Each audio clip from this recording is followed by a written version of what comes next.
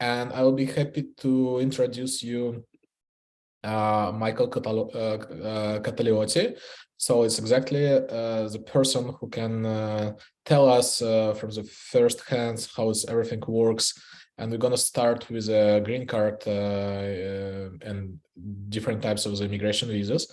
And then with the Simon Gladden, we're gonna cover non-immigration visas as well. So Michael, you're here. Nice to see you. I've heard a lot of uh, good stuff about you, and I know a lot of people who did a visa with you. Do So you? thank you Oh, for joining us. And yeah, it's like 20 minutes of speech, and I think it's going to be a lot of questions after all. fantastic. Well, thank you so much, Mike. I appreciate the time. Obviously, my one Misha to another Misha. I appreciate it. It's just life. So how Sean? I recognize some of the names in the chat as current clients and other folks that I've spoken with over the years, and I'm sure you've had a chance to speak with a number of people. Hello, everybody. Thank you so much for joining us. And I know that this is going to go out. It's being recorded, right? So it's going to go out to folks afterwards. So to you watching after the fact, hello. If you happen to see a tail pop up, that would be because I have a cat in my lap right now, so I apologize. But he refused to go anywhere, so I am scratching his belly. Nonetheless, we are here to talk about various visa options, immigration options for international individuals. And so I'll touch base on the immigrant visas first and go over that very quickly. And then I'll touch on the non-immigrant visas because I know we just had a fantastic speaker a second ago with Nikita. Thank you for sharing your personal experience. Always very useful, very, very useful for folks to hear. Um, and I also know that there's another speaker after me who's going to be focusing primarily on one or two visa types. I believe an O visa, perhaps a P or something else. In any event, let's start with the immigrant visa. So a lot of folks ask, how do I get a green card? And how do I reside permanently in the States? How do I get a visa without having a sponsor? How do I get a visa without having a sponsor? Is this better for everybody? I'm assuming everybody can hear me a bit more clearly now. I apologize for the distance. I'm trying a new microphone. Thank you, Dima. Spasiba. So fundamentally, if you want the two visa types or three visa types, rather, I should say, that are available for self-sponsorship, self-petitioning include the EB-1A. That's essentially the green card version of the O1, which has a much higher um, level of scrutiny. It requires a much more esteemed level of reputation within the community and within the field than an O1. The EB2 net with a national interest waiver. And there are two ways to get an EB2. It can either be because you work within a field that requires individuals to have an advanced degree, or it can be because you are somebody with exceptional ability. Now, you might be thinking, well, isn't exceptional and extraordinary, aren't they the same thing? Not for our purposes in immigration parlance. No, here, EB2 has an exceptional ability, which is actually a slightly lower standard than extraordinary ability. Okay. Then the third option, if you have oodles of money and you want to just throw it into the US, would be an EB5. For our purposes here, and what I find most common is the EB1A and the EB2. Now, the EB1A, for those of you familiar with the O1 visa, is essentially the green card version of the O1A. Keep that in mind because there is a difference between an O1A and an O1B. I'll get to that in a second. The O1A has a much higher standard of review and a much higher level of scrutiny. I'll standard of review, but level of scrutiny than an O1B. So think of it like this. In terms of where do I stand within the community and where do I stand within the field, if an O1B is roughly top 50%, right, that you're at a level above the average individual, the O1A might be somewhere in the neighborhood of top 20%, give or take. And again, this is all anecdotal. There's no definitive fine line here. I don't want you to take this as gospel, but think of it in terms of roughly top 20%, let's say for an O1A. An EB1A is roughly top 1 to 5%. As immigration defines it, it's have you reached the top, the very top of the field? Are you an Olympic athlete? Are you somebody who has a ton of press about you and you are incredibly prominent within the education technology field? It's a real example, actually. I had a client. He was a Belarusian individual. He he was a Russian individual, not Belarusian, Russian individual who was in the education technology field, and he qualified for a green card through the EB1A category. specifically because he had oodles of press material about him, and he had a great company that had a lot of coverage, a lot of investments and things like that. Then we have the EB2 NIW, National Interest Waiver, which is, if you look at the exceptional abilities phase, because for any entrepreneur, right, you don't have to have an advanced degree to be an entrepreneur. You don't have to have an advanced degree to open up your own business. You have to have an advanced, you have to have an advanced degree to be a doctor, right, or to be a lawyer. Those fields, those professions certainly qualify for the advanced degree. But we're worried more so about exceptional ability, right? And so if you think in terms of the percentages that I was just laying out, exceptional ability falls somewhere between an O1A and an EB1A, somewhere in that realm. Okay. And again, this is all just based on my practical experience from having done this for over a decade. If you want to learn more about me, you're welcome to go to the website, and my website, which I spent a lot of time on, and I'm quite proud of because I never had a website. But nonetheless, point being, this is based on a decade of experience and just kind of seeing what happens with these different petitions. So that being said, I mentioned something about press. For an O1A, an O1B, an EB1A, and an EB2 NIW, we always want to see publications, whether by you or about you. So if you are an expert in your particular field of, say, fintech or artificial intelligence and machine learning, or let's say education technology or hardware manufacturing, it doesn't matter to me. Or maybe you're an expert in marketing and venture capitalism, doesn't make a difference. Again, what we want to see is that there is some media coverage, either media that has your name as the author, or media that has your name as the expert, or media that is specifically profiled about you individually. Now, if you don't have any of that, it doesn't mean that you're not going to qualify. It just makes life much easier for you to be able to get through. And think of it in terms of just practical application. If you're going to sell your company, let's say you're a founder and you're going to sell your company, you're going to pitch your company to a new investor, to a new VC, you have to make it as simple and as seamless and as streamlined as possible, such that that investor is sold on what you do, who you are, who your co-founders are, if you have any, who your employees are, and the likelihood of your growth and the success and safety of their money, right? That is one of the key aspects of pitching to any VC or any investor for that matter, or just getting a new client in any instance. And so what you have to do is be very clear, be very concise, and be very direct about what you do. Nothing says clear, concise, and direct like press, because immigration understands it. It's very easy for them to understand. It's very straightforward. It's obvious. It's glossy and attractive, and it makes life easier for them. Okay. Those are some of the fundamentals that you want to at least employ, that you want to keep in mind about the preparation. Now, I think if I'm right, and either Mike or Alina, if you can just confirm for me, I think I just knocked out 9 minutes. So what I want to touch on real quick is, what do you do if your case is denied? Because inevitably denials happen. And for anybody who talks about no denials or says, I've never had a denial or any of that, nonsense, it's gobbledygook. What's important and what's fundamental is that you have an understanding and a grasp of the different options available to you. It might be, if you're from, say, Kazakhstan, maybe you want to look to an e-visa instead of an O1. An e-visa is for treaty traders or investors. If you're from Russia or most CIS nations, you are probably going to be looking for an O visa as a non-immigrant visa. I have plenty of clients who don't qualify for an O, but they qualify for an EB2 national interest waiver, because we can make the argument better in their favor, or they qualify more readily for an EB1A, in which case, fine, they qualify for all of them in most cases. It really depends on the individual circumstances. But I always like to prepare and plan what happens if there's a denial.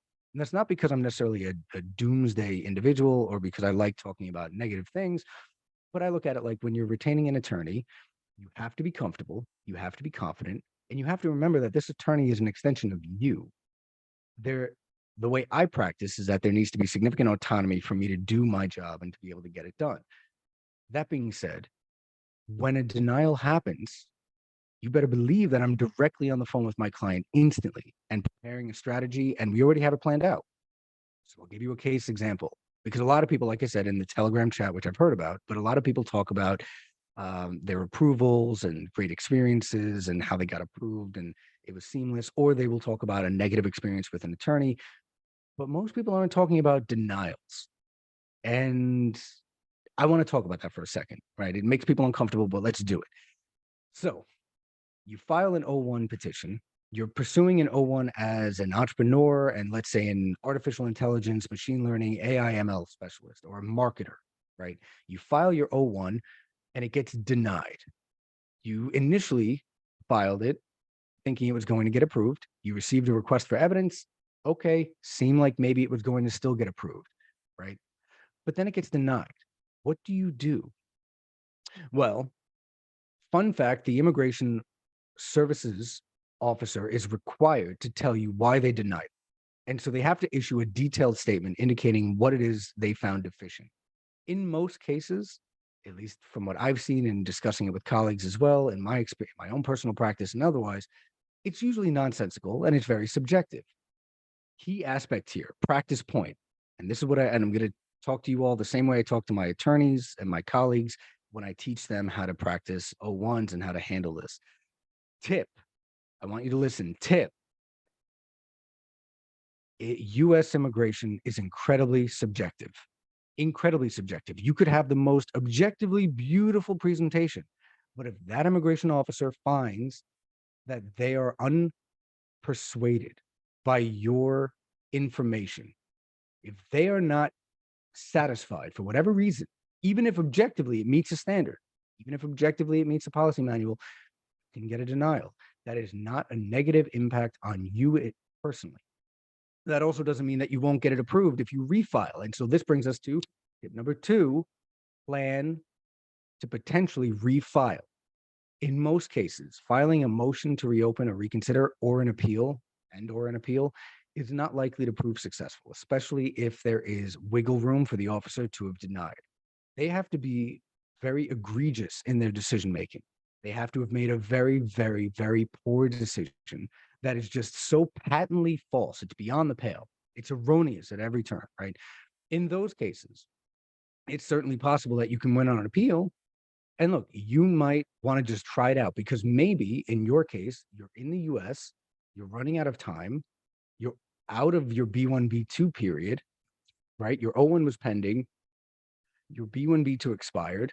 So now you're 3 months in between the denial and the expiration of your B1, B2. What do you do when that denial comes in? To protect your status, or at least in the short term, to minimize the accrual of unlawful presence, you want to at least look to different options available to you. And you also want to be able to get the visa, right? You want to be able to get this O1 status. So what do? File the motion or appeal. Make sure it's not frivolous. Because again, if you believe you have arguments, if you believe information was missed, and I've heard about this, I just had a conversation, a consultation this morning. A gentleman said that a lot of information was left out of his filing by his past attorney.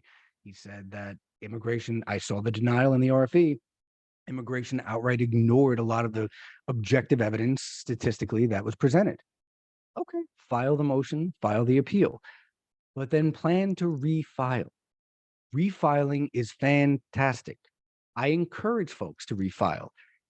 Of the denials that I've had, 9 out of 10, when we refile, 9 out of 10 have gotten approved.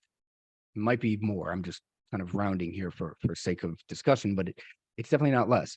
9 out of 10 get approved on refiling for a variety of reasons. Sometimes maybe we shift from an O1A to an O1B, or we shift from an O1B to an O1A. Maybe we have a different way of presenting the arguments. Maybe we have additional letters of recommendation or testimonials. I don't know. It depends on each individual circumstance. But the point is plan to potentially refile. Now, it's not going to protect your status, but it is very beneficial in terms of moving forward and getting the visa that you're after. Now, it's different to the circumstance if you filed an EB2 or an EB1, depending upon whether you filed the EB1 concurrently, which as many people here might know, the visa bulletin is backlogged at the moment. And so as a result, because of retrogression, You cannot file concurrently for an EB2 right now. Currently, immigration is at, if I remember right, and someone can correct me, December 1st, 2022 for dates of filing. But that's fine. That's fine. It's not a big deal. It just means that if you file an I-140, it doesn't protect your status. Remember that. Pro tip, I-140s alone do not protect status within the US. Not the way in I-129. Okay. I'm going to pause for a second. Do you folks want me to stop? Because I thought it was 15:15, but it's up to you. If you want me to take questions, I'm happy to do so now.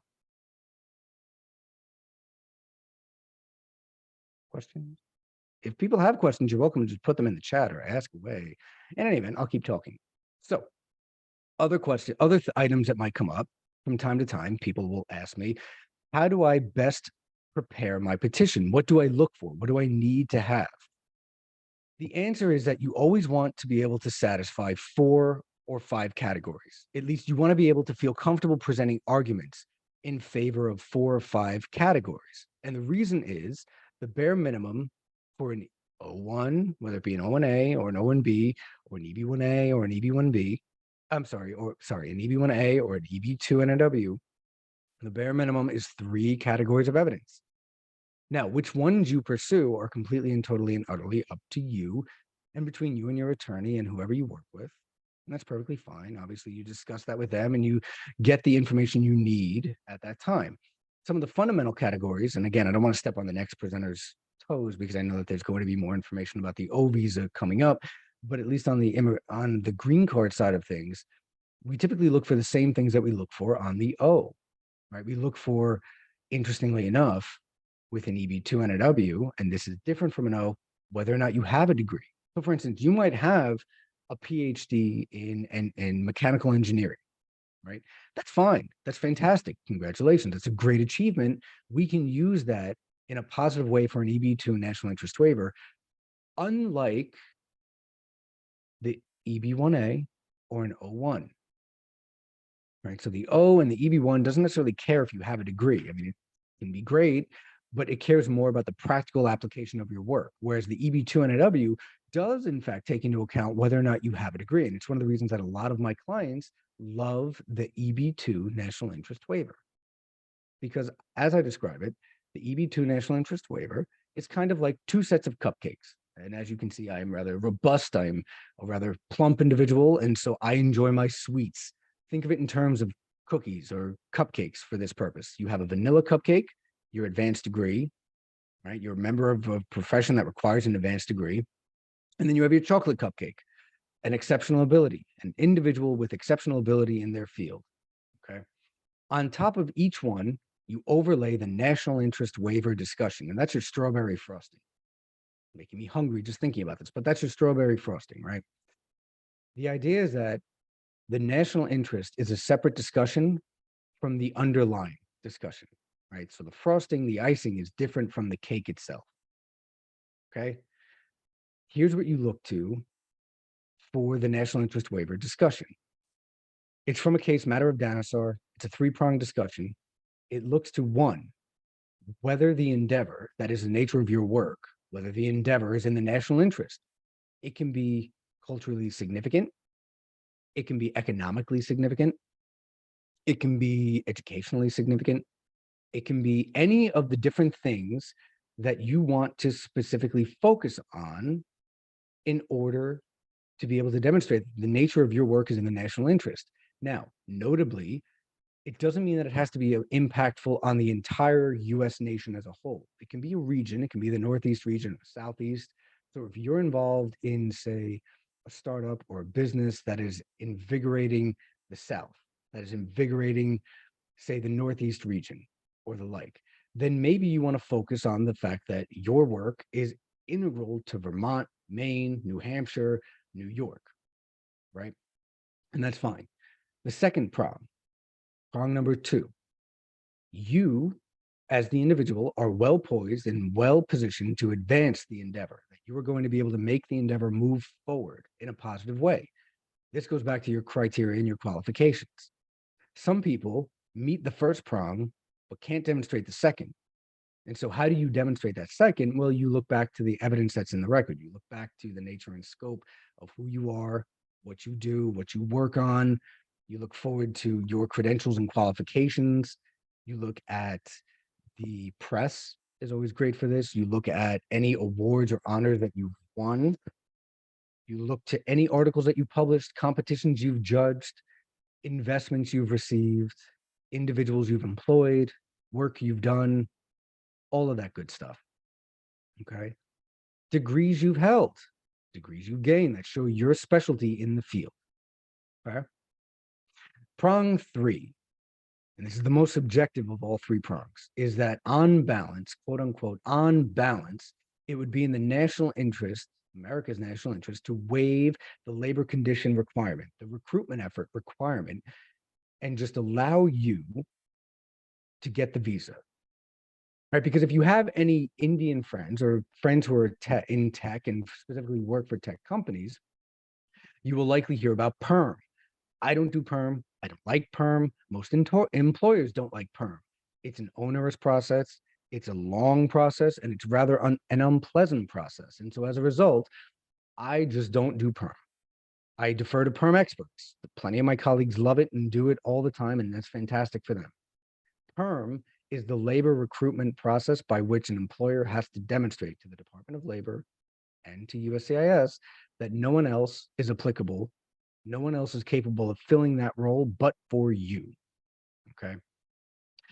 This aspect of the national interest waiver discussion relates to that insofar as it says, do we need to do that? Do we need to conduct recruitment efforts for this position, or should we just allow this individual to move forward? And the answer, obviously, that you want to proffer is that no, it's in America's interest to have you fulfill this role by virtue of your expertise, your qualifications, your capacity, your ability to convey complex information in a very simplistic manner. All of these different things relate to this third aspect. Okay. Questions about any of this?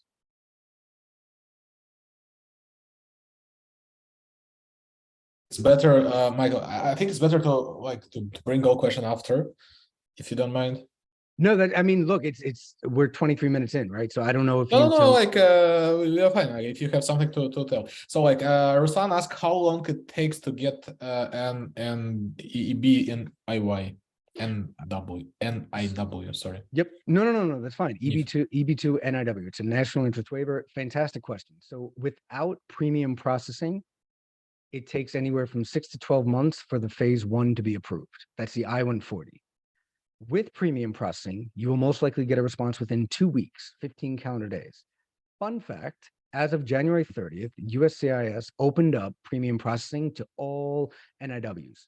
So you can use premium, and I would encourage you to do that. It's an extra expense. It's expensive. If you have the time to wait, you wait. If you don't have the time to wait, use premium.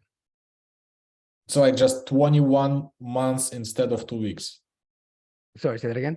21 months instead of 2 weeks. In order, no, 6 to 12 months for the first phase. 6 to 12. Sorry. Yeah, no. So it's 6 to 12 for the I-140 to be approved. And then you have the adjustment of status or the consular processing, which depends on how you're filing it and what the backlog and all that other stuff. But speaking strictly about the first phase, the I-140, I should have clarified. The I-140 is essentially the question of, do I qualify to apply for a green card, right? And so that can take 6 to 12 months or 2 weeks. Let's bring once again like a timeline. So you apply for a EB whatever, like a 1 or EB2 and IW, and get a positive results after like 2 weeks with express appliance. So what's next steps? When you can start to work, when you can start to travel around, because like if you applying inside the country, you cannot leave, as I understand, and so on. So just briefly. No, good question. So if you're in the US, assuming for this purpose, right, that an individual applied for an EB2 NIW from within the US, and then they're going to be applying for an adjustment of status. In that context, one, they have to wait for their priority date to become current. This goes back to the retrogression aspect, which right now immigration is only processing EB2 petitions with a date of December 1st, 2022 or earlier. So you may have to wait 3 months or so to even be able to file your adjustment of status. Adjustment of status is the application for the green card as well as work and travel authorization. Sure, but you need to submit a new application. No. It's just Dima asked another question. So sorry. Let's finish with your question, like my question, and then yeah. So that's you. Sorry, that's you. I didn't even realize. Sorry. So fundamentally, the adjustment of status aspect is simply that you are requesting work and travel authorization related to the green card. You will need to wait with an EB2 right now, about 3 to 4 months to be able to file that. Then it takes another 6 months or so to be able to get your work and travel authorization at best. That's at best. That's a best case scenario that it's 6 months or so thereafter. So realistically, you're looking at about 9 months from today, if you will. Looking at it like if you start today, 9 months, assuming everything goes swimmingly, to be able to have your work and travel authorization. And if in the case that you're switching, like Nikita spoke before, if you're switching from the O1 to EB1, like all abilities to work from the O1 visa still works, or like it's... Yeah, so the work authorization from your O1 remains. It remains valid until that green card or the employment authorization related to the green card filing is issued. And that's a fantastic point because interestingly enough, this is only now, the timeline is for an EB2 national interest waiver. If you apply for an EB1, an EB1A, and it gets approved, there is no current backlog on that side, right? So there's no retrogression. And so what you effectively have in that context is that you can file concurrently. And I just did this for someone else recently who needs to be able to remain in the States.